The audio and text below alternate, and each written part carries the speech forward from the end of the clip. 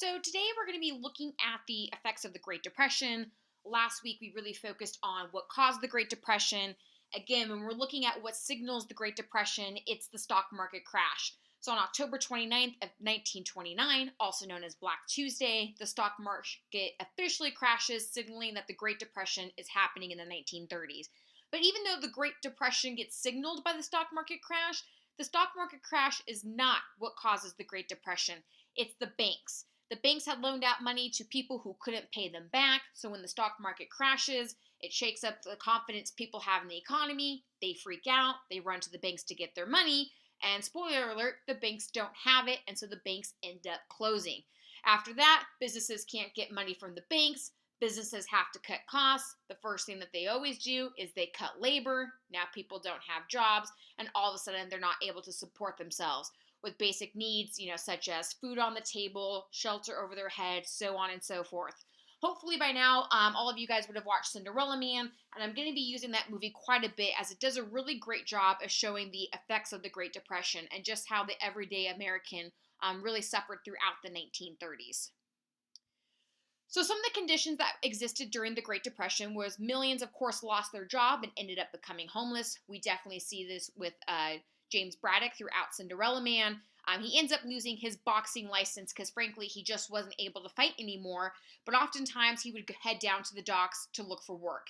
And every time he went down to the docks, he certainly wasn't the only guy there looking for a job. Oftentimes, I'd say there's a good 30, 40, 50 other guys there who are showing up to the docks looking for work. And every time the guy comes out from the docks to pick workers, he goes, I'll need like 5 of you, or I need maybe 9. And so sometimes Braddock gets picked, sometimes he doesn't. But that's a really great example that shows just how people were struggling and what little jobs they could end up coming by. We also saw that people were begging for money. We definitely see that with Braddock. When May ends up having to send the kids away, he shows up to his old boxing kind of commission union, however you want to phrase it, and basically is begging for money so he can bring his kids back home.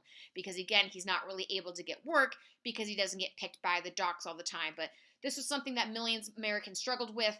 As I mentioned before, at its highest, the unemployment rate was 25% in the United States. And 2008, when I talked about that Great Recession, the unemployment rate hit like 12, 13%. So half of what it was during the Great Depression. But still, 1/4 of people who don't have jobs, it's definitely quite a lot. Banks and factories are definitely going to close. We know that banks ended up closing because they didn't have the protection that they do now have now from the federal government, which we'll talk about mostly next week when we look at the banks and why things are definitely different than they were in the 1930s.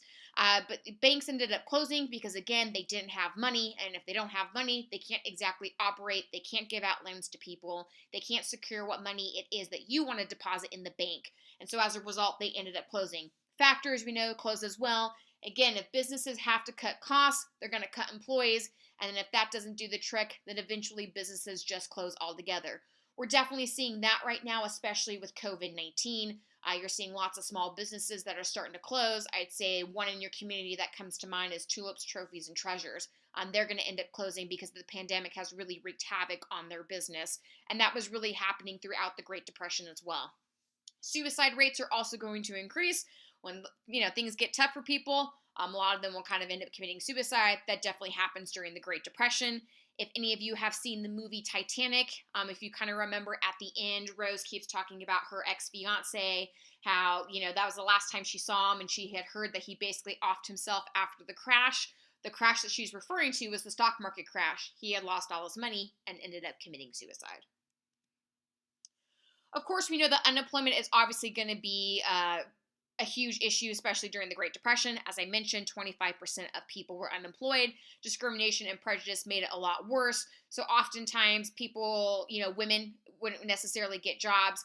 When you think about the 30s, you want to think about it like stereotypical gender roles. So it was expected that the men would go out and work and the women would stay home. You can even see a couple examples of that, especially in Cinderella Man.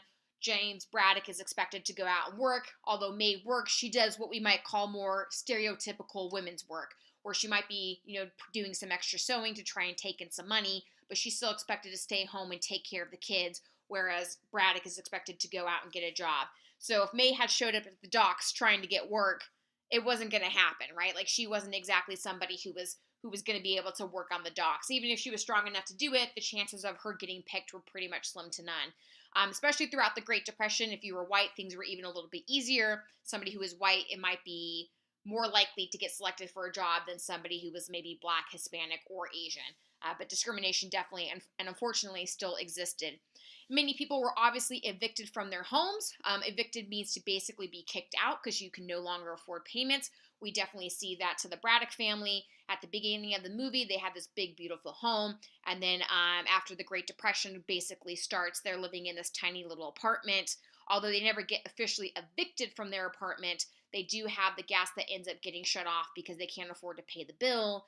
But you definitely see different moments of where, people are basically homeless and they can't afford to live in their own homes. Many people also became beggars, or they sold things like pencils and apples on the street in the hopes of trying to get by. Again, we sort of see this throughout the Braddock family. You have May, who takes up extra work. She'll do some extra sewing. People also kind of just did different things to try and get by. At the beginning of the movie, when they don't have enough milk, you see May, who ends up filling the little bit of milk left with water to kind of basically run it down, so that way the kids quote unquote have enough milk to drink, but really they don't. You also see the family at one point that end up stealing wood from a fence, again, to try to heat their home because they're living in New York. If you know anything about New York during the winter time, it is incredibly cold, but people were doing whatever they could to try and get by. So selling something like pencils or apples seems really dumb, but it's what little things people were trying to do in order to make money. Of course, soup kitchens become very vital in the 1930s. The first person to ever actually start a soup kitchen, especially during the Great Depression, was none other than Al Capone, the notorious gangster from the 1920s. He was living in Chicago. He was very Chicago was very near and dear to his heart. He saw that people were suffering and ended up opening up a soup kitchen. But a soup kitchen is essentially a place where people could go to get food. We definitely still have those today.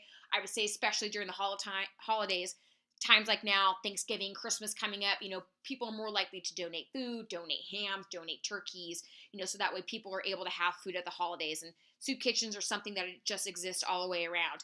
You can see in this picture here that there's a line of people standing in line for a soup kitchen.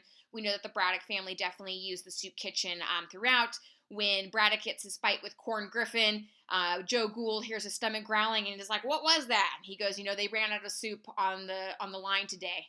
So unfortunately, there are so many people who were using those soup kitchens that unfortunately they didn't always get to eat.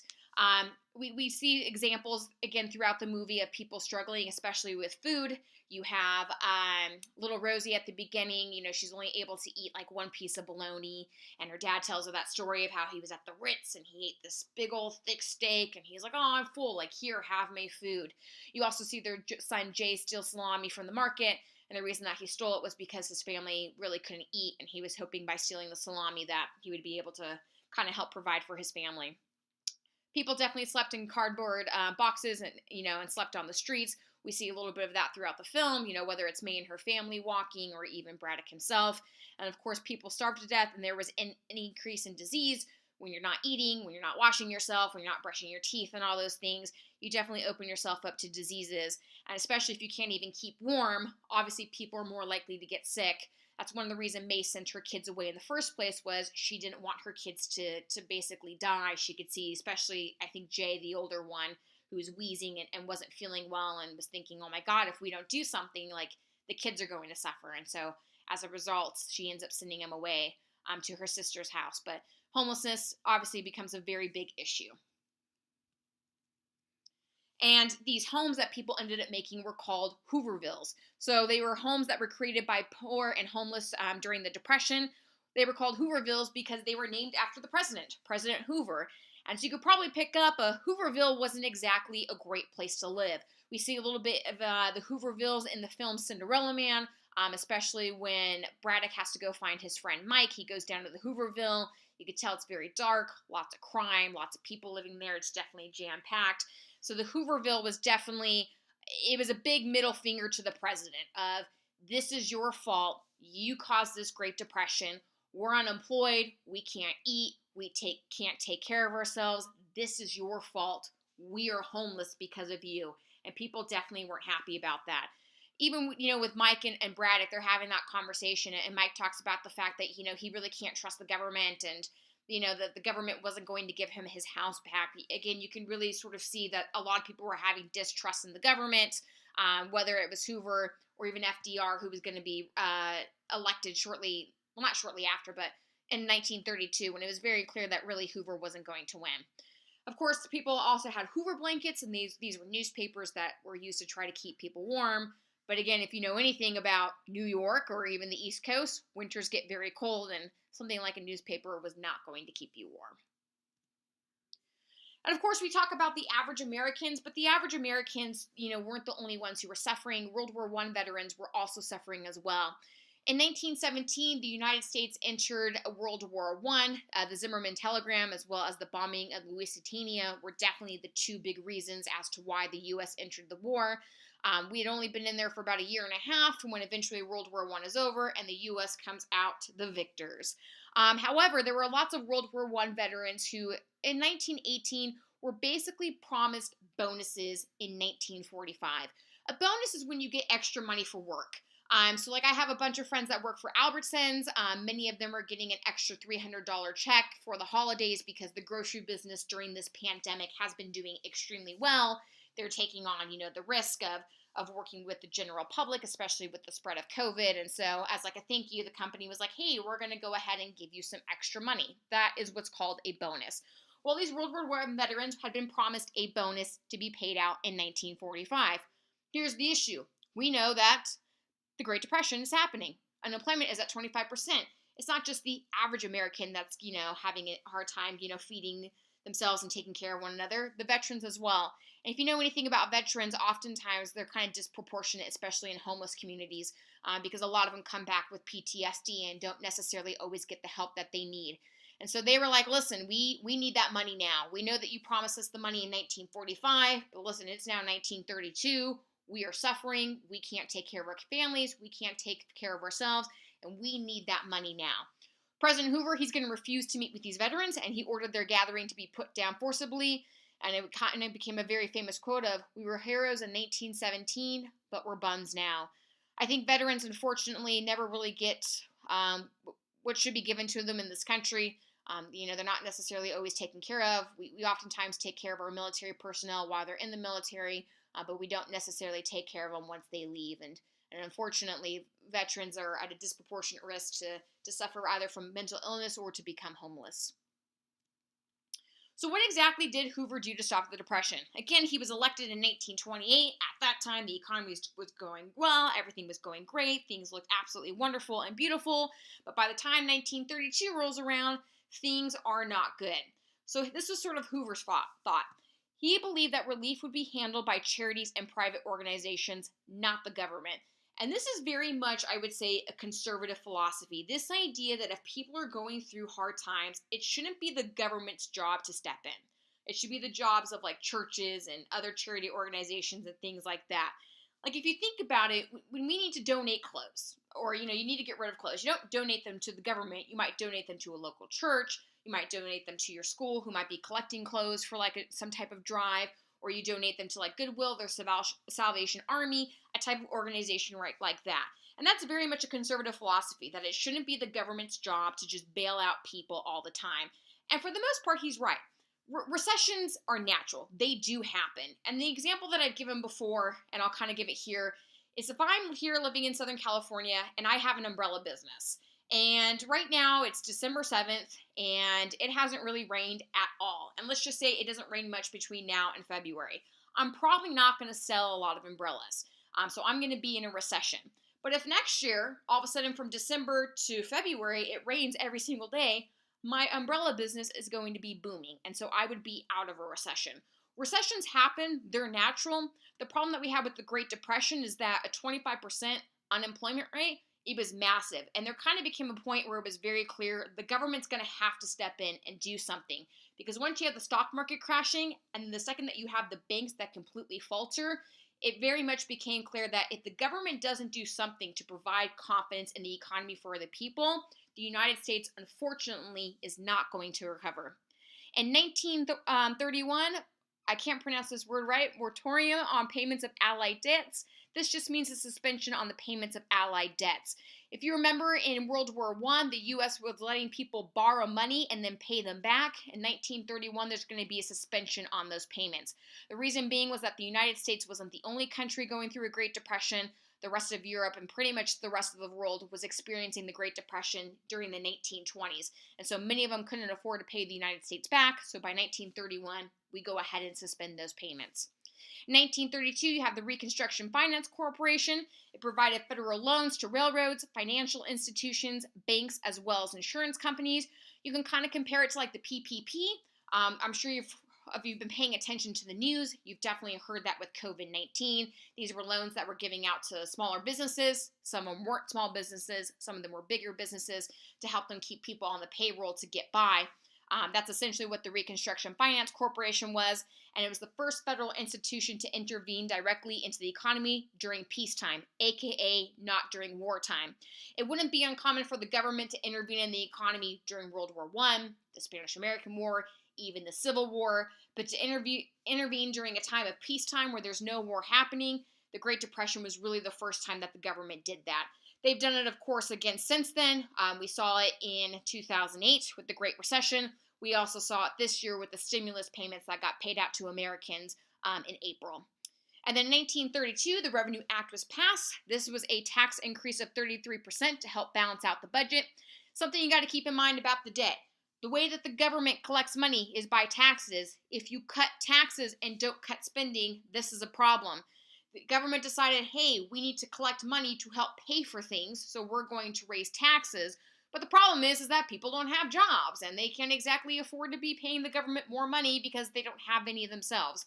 So the Revenue Act did not go over very well. Nobody likes paying taxes. It is something you will do your whole life. It's just, Benjamin Franklin has that very famous quote, death and taxes are basically the only things that are certain in life. But most people, if they can get their taxes lowered, for the most part, they're for it. And then in 1832, you're going to have the Emergency Relief Act that ends up getting passed. It authorized the RFC to lend $300 million to states that had exhausted their own relief funds. This is going to be very similar to what we see with Braddock when he goes to the relief office to get money because, obviously he can't pay his bills. That would be an example of the Emergency Relief Act. The problem is that less than $30 million was given out. Sometimes the government will approve things, but not all of that money gets distributed or it gets overly distributed. We certainly heard about that in April with the stimulus relief package and the $1,200 stimulus checks that get sent out because they used the 2019 tax returns. If someone had filed their tax return on April 14th of 2019 and then died a week later, that dead person got a stimulus check. So that was something that had frustrated people. But that happens even today. The government approves things and they approve it for a certain amount of money, but then they don't use all the money for things that they're supposed to, and people get very frustrated with the government. You see that here with the Emergency Relief Act. And then Public Works, it's going to raise the federal budget because public works projects are projects that are paid for by the government, whether usually it has to do with mostly infrastructure, parks, freeways, roads, bridges, things like that. Like all the construction work that we're seeing currently, like on the 15 and the 91 and all those freeways, a lot of them are paid for by our tax dollars. That would be a public works project. But again, with the public works projects, only 20% of the $1.5 billion budget was actually spent on public works projects. Some of the other money just got used on other things or, just didn't get used at all. And so people get really frustrated. But people looked at Hoover's overall response of this kind of sort of do-nothing attitude, or by the time he did stuff, it was a little bit too late, as a sign of a failure of his presidency.